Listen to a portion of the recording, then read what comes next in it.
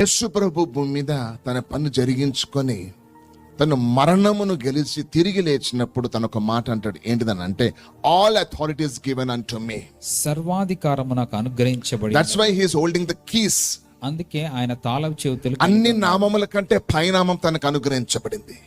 ఇంకొక మాట గుర్తుపెట్టుకోండి, ప్రతి మోకాలు పరలోకములో గాని భూమి మీద గాని పాతాళములో గాని ప్రతి మోకాలు యేసు నామమున వంగాలి. That's the authority he has been given.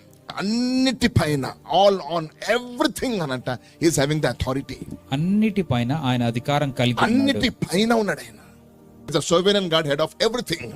ఆయన సర్వశక్తిమంతుడు. ఆయన అన్నిటికంటే పైన శిరస్సుగా ఉన్నాడు. అన్నిటి మీద, సొసైటీ మీద గాని, గవర్నమెంట్స్ మీద గాని, కార్పొరేషన్స్ మీద గాని, ఏవైతే భూమి మీద ఉన్నాయో లేకపోతే యూనివర్స్ ఉన్నాయో ప్రతి దాని మీద ఈజ్ ద హెడ్.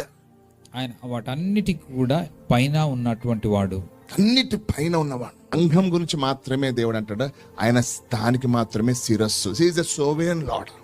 ఆయన ప్రతిది, సర్వ విశ్వమంతా ఆయన హస్తములో ఉన్నది. Is a mighty God who holds the entire universe.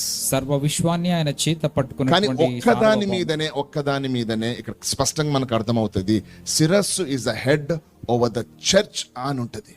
సంఘమునకు ఆయన శిరస్సు.